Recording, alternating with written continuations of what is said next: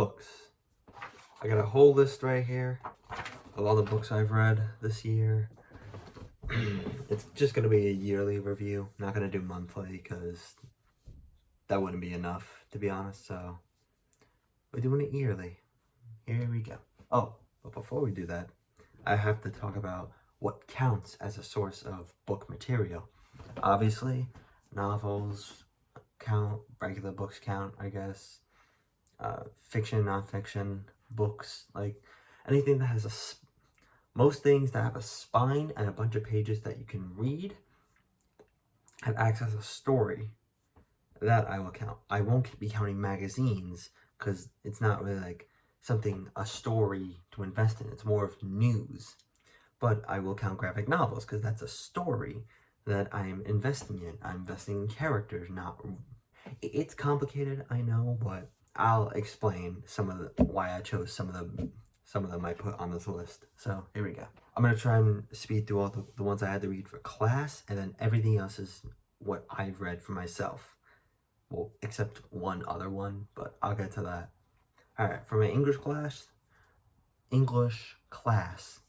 See, I need to go back to English. The Player of Games. This isn't a dystopian book. I think it's more of a utopian book, even though like AI and robots are kind of scary. Main character, he goes through self-discovery, seeing other planets, seeing a whole different environment because he's so confined and being the master of games on his own planet. He doesn't go out enough, and I think it was important that they put that in. And the side character, who was one of the robots, who was assisting... What was his name? I really don't remember the main character's name, but he was assisting the main character, and he turned out to be the robot... spoilers.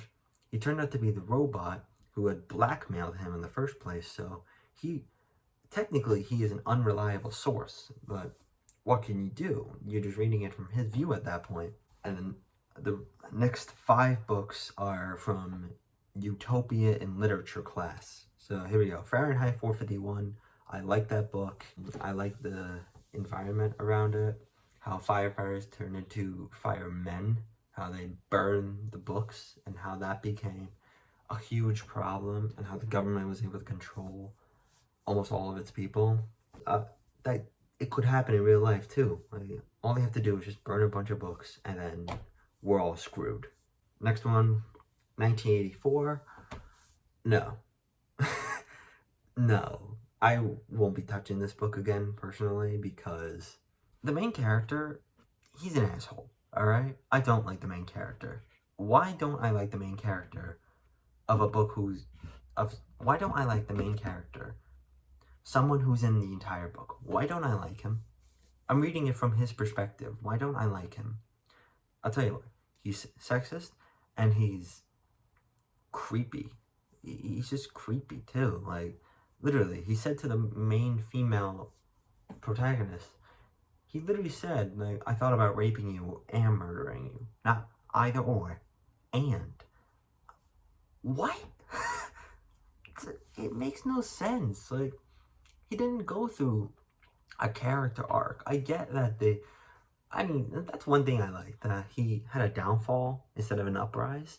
He felt like an asshole from the very beginning. Like, he didn't even feel like a nice guy who fell into oblivion. He was just in oblivion from the very start. The same thing with the dystopia as well. Like, Big Brother is watching you everywhere.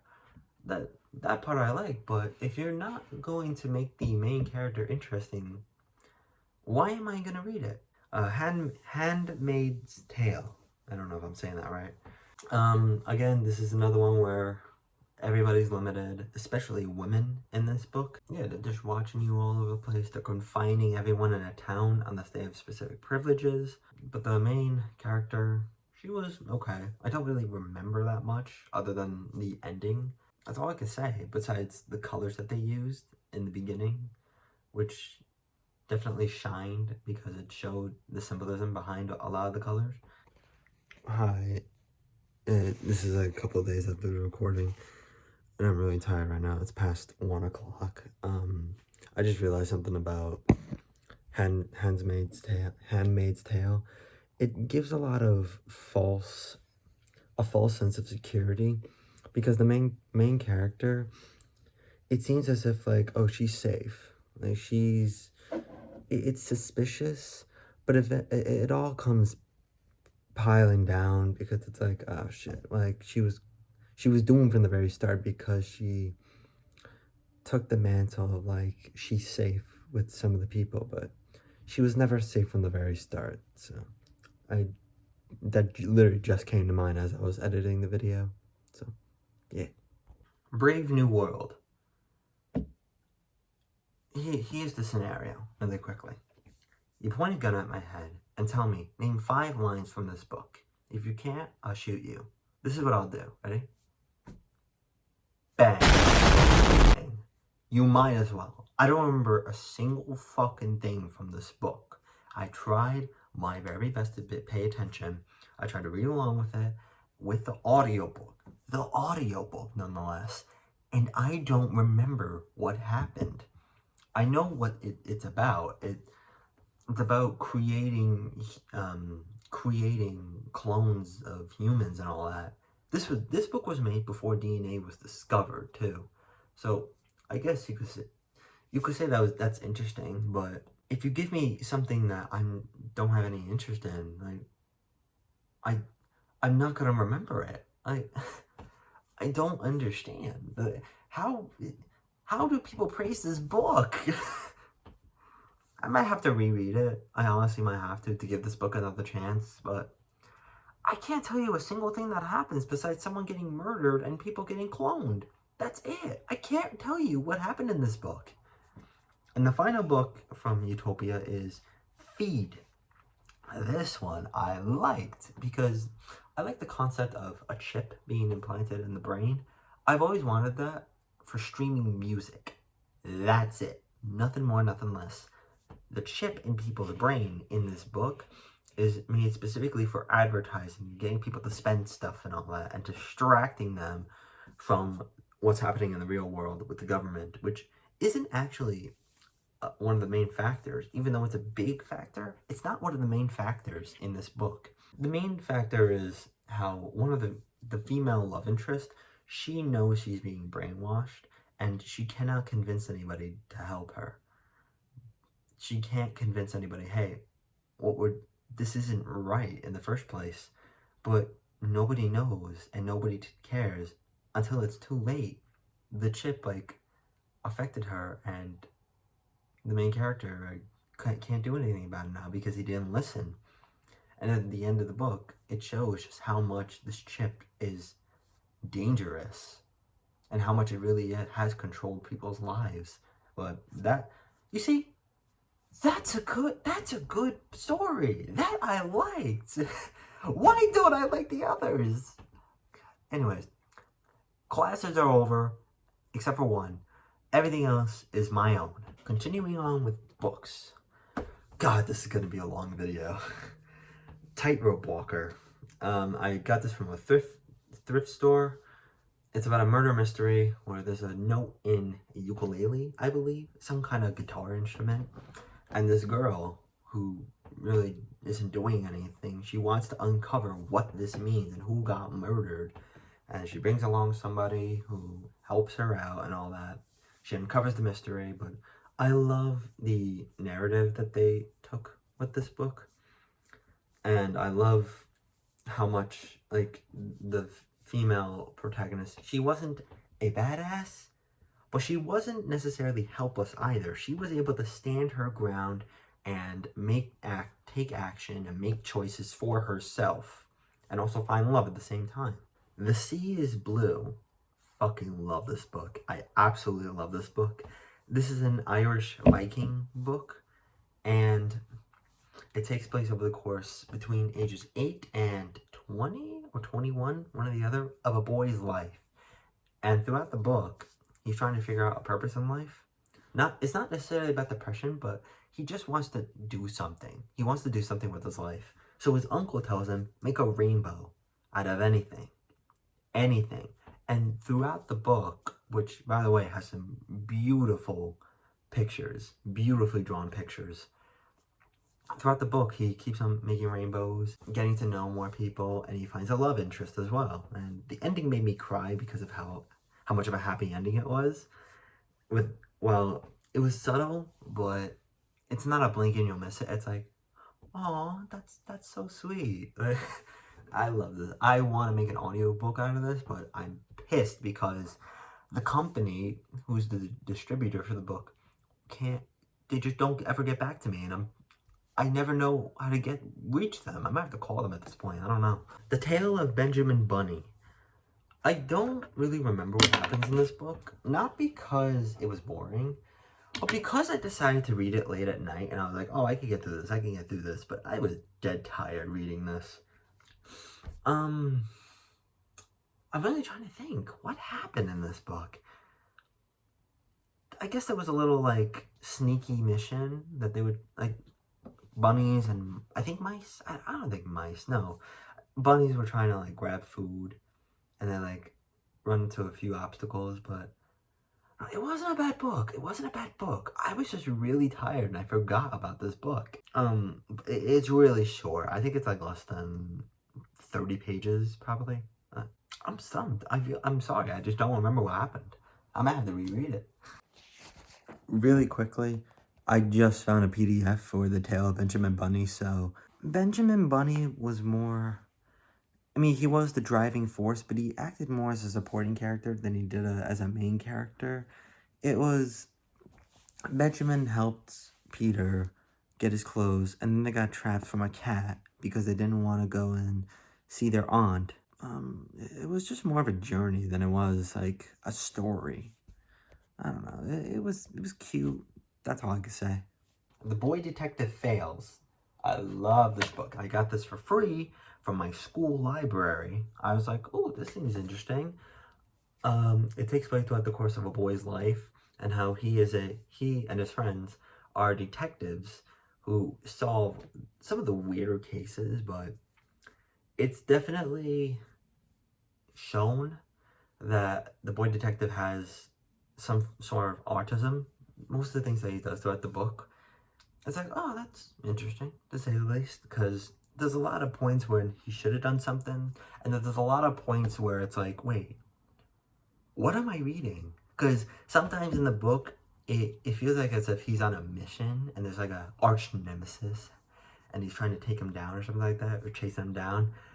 It's really weird in some points, but it's a funny book and a heartfelt book overall. I give up trying to make another video. So it's also a really depressing book because the boy's spoilers. The boy detective's sister commits suicide, and then he tries to commit suicide, but he fails, and he winds up going into rehab. Like, that's one of the darker moments throughout the book, because he's never able to figure out why she killed herself, and he's trying to get back to the way things were, but life isn't the way things used to be for him. But honestly, that's okay. Nothing ever has to be the same every single day. Things can change, and that's okay. Sadako and the Thousand Paper Cranes. Sad book. The aftermath of a girl's life from when Japan bombed Pearl Harbor. America threw in a bunch more atomic and nuclear bombs, and one of the girls from a school unfortunately caught the radiation, and she got really sick. And so throughout the book, she tries to make paper cranes. That way, because it's the belief that if they make paper cranes, they could get better. Unfortunately, she died and she couldn't finish it, but there was a foundation, or the school, one or the other, helped her finish making 1,000 paper cranes, even after she died. It sucks that, like, innocent bystanders got affected from something they weren't even involved with. Baron Sinister, a Bart Gold spy thriller. I never know how to say the last name. I don't know if this was written before or after James Bond, but it really felt like a James Bond story.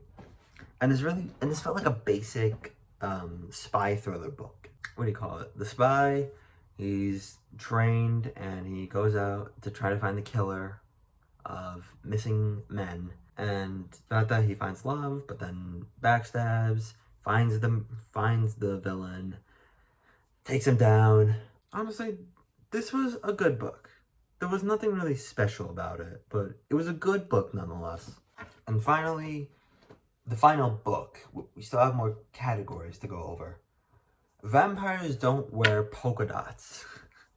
A short book, but it was a neat kids book. This was actually the first in the Bailey Kids Adventure series or something. I don't know, but you can definitely tell that they had fun making this book because they try to uncover whether the new teacher is a vampire or not. They're like, what do we do? What if she doesn't like this, or she's been doing this? What happens? Honestly, it's not answered actually, whether she is a vampire or not. But you could definitely tell that the writers had fun making this, even though I saw 2 grammatical errors. I'm watching you guys. Yeah, it looked like they just had fun with this, and it was nothing more than that. Alright, before I continue on audio and comics, I'm going to do the other topic called Others, because it's either poems or short stories, or fan fictions. So, okay, let me start with this. Stopping by the Woods on a Snowy Evening. I read it as a children's book, but it's really just a poem, so that's why I put it in other. The art style for the children's book itself was cute and symbolic. The writing, I liked it. The last one from one of my classes, I think it was for... God, what was it for? I forgot what class it was for, but... Damn, no, I want to think about this. Was it queer cinema? But then why would it read? No, I think it was for script analysis. I think that's what it was for. Either or. The Story of X. This is a scientific experiment where two parents, they decide to make their child genderless. Now, I like the idea. However, no. I entirely disagree with actually executing it, because obviously there's going to be controversy. Obviously there's going to be confusion. But to put that on your child when they're just trying to grow up, I don't know. It just... It doesn't feel right, in my opinion. Like, obviously it'd be a lot harder if you had to do it with an 18-year-old, since they already know who they are. Well, kinda. They're just about to discover, most likely.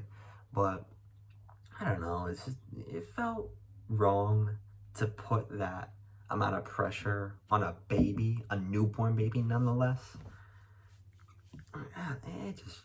I don't like it, to be honest. The fan fiction is Batman versus Michael Myers, Michael's Final Kill. I love this. Obviously I love it. It's Batman, but it's also Michael Myers though, and I just saw Halloween. I love that movie. The writer knew his source material too, and he definitely took it into account, especially with Batman's lore himself. I'm sorry, I'm just thinking about some of Michael's epic moments in this fan fiction, but yeah, this is I read this in 10 parts because I couldn't find the full 1-page fanfic, but no, wait, it's chapters. What the hell am I talking about? Yeah, it was a good fan fiction. Go and read it next Halloween. And finally, I put this as a other because I don't know, it's a kid's book. Like a baby book is what I mean. Dragons Love Tacos.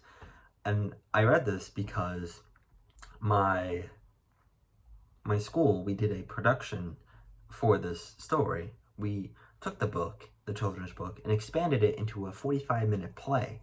And I got to play a dragon, and we got to do some cool activities and all that to present to the kids on stage. And I got to be the understudy for a dog too, and I had a lot of fun with that. But it's not about that. It's about the book. The book, it's funny, it's cute. There's nothing really important about it, to be honest. It's a fun book. And the only audiobook I listened to is because I chose to listen to it on the car ride going up to college. The History of Billy the Kid. I try my best to pay attention to it because I have ADHD and it's hard for me to focus on multiple things while doing them at the same time.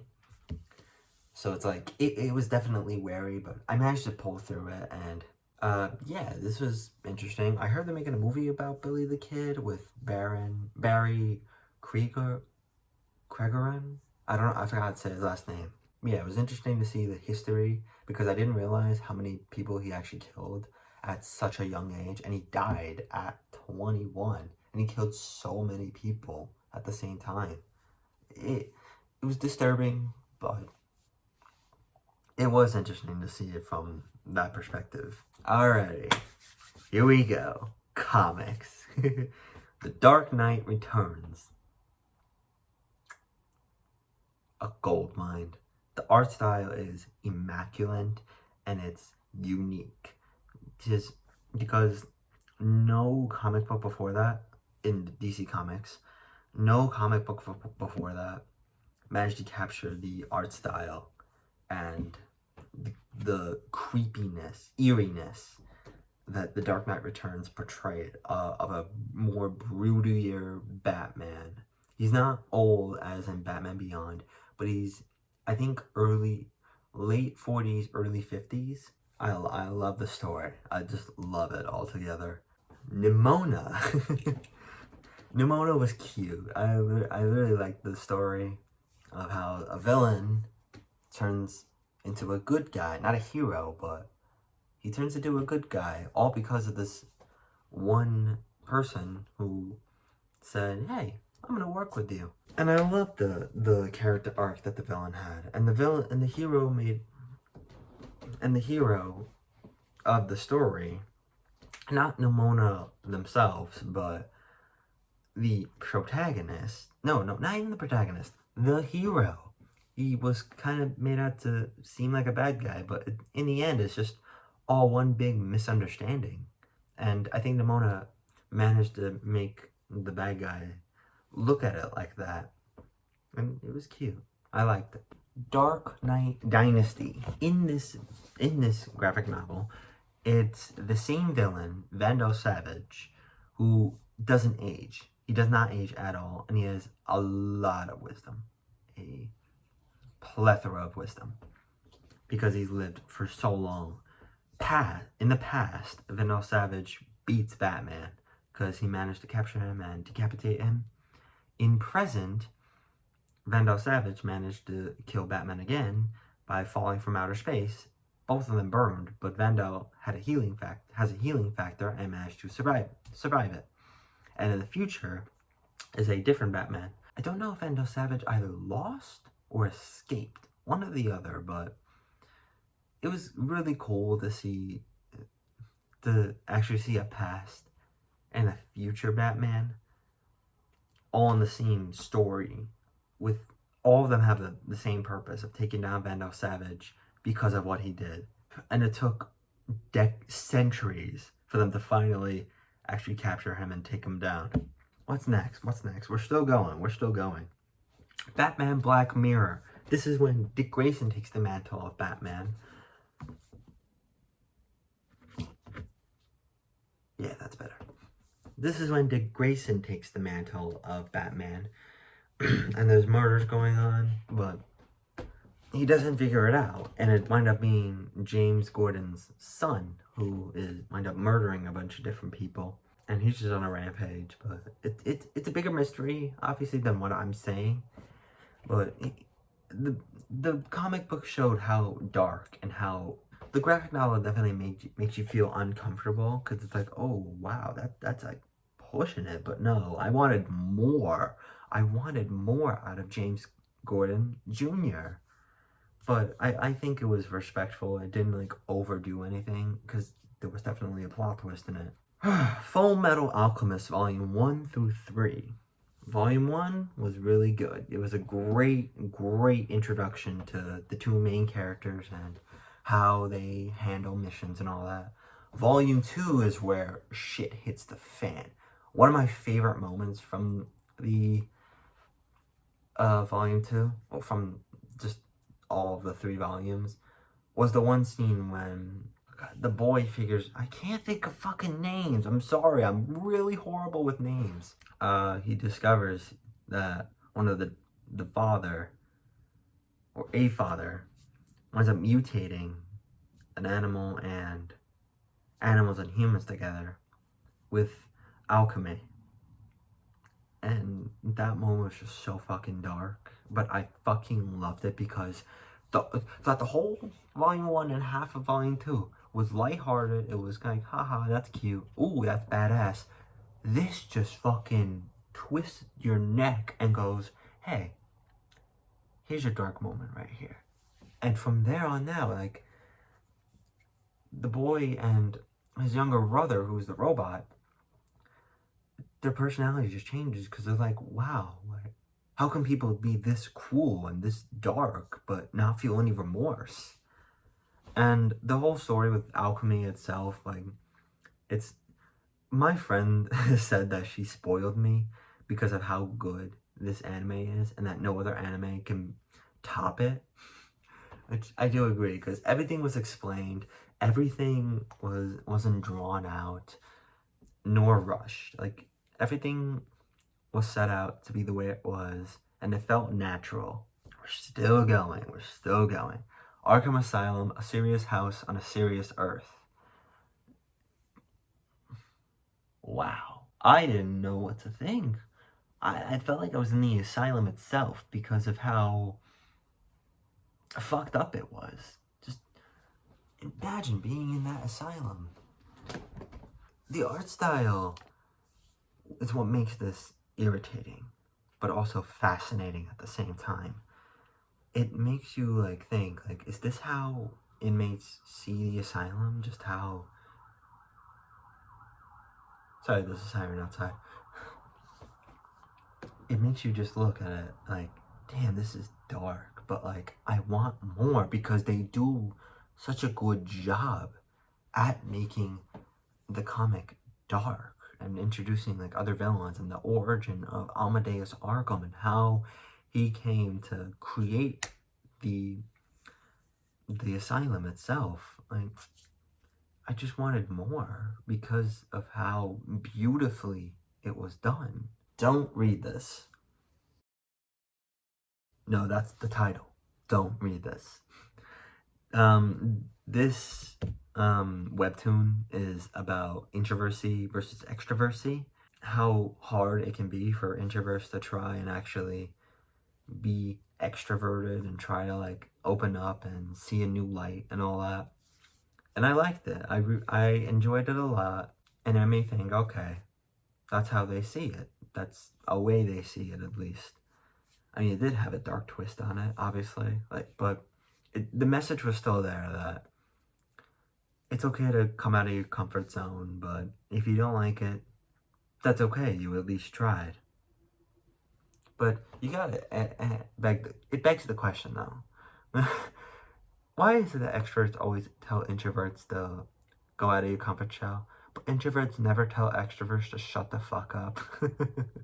Toaster Do was epic. It was a comedy. It was a comedic webtoon, and it didn't really have serious moments. It tried to, but, like, it was overshadowed by the comedy, and it was a little refresher. I liked it because it didn't take itself too seriously. It knew what... I'm sorry. It is genuinely a funny comic story. It really is funny. I would recommend it to anybody who's interested in superheroes and or comedy. Harley Quinn and Poison Ivy. This is the 6-issue miniseries that I read. I read it in addition for Queer Cinema, but I didn't have to. I chose to. That way I get more source material out of it. And more of a word count. It was cute. It was nice. I definitely didn't expect the plot twist. And I didn't expect Batwoman to show up either, which is neat. You know, we need more underrated characters and lesser known characters to pop up in comics. We need that a lot. And finally, we're at the final book, the final comic, Shadow of Batgirl. It really felt like I was reading a webtoon, but I love the comic. Cassandra Cain, Batman isn't even mentioned once in this, and it's a nice little refresher, in my opinion. Cassandra Cain escapes from her family, and she wants to discover, like, who she really is, who she wants to be. And Oracle helps her throughout it, and so does the restaurant owner as well. They both help Cassandra figure out who she is, and it was cute because it was a nice character arc. Even though there was a love interest, it wasn't the main focus, but it was definitely a factor in Cassandra's growth as a human instead of a killing machine. It was really nice. And guess what? We're done. We're done with all the books.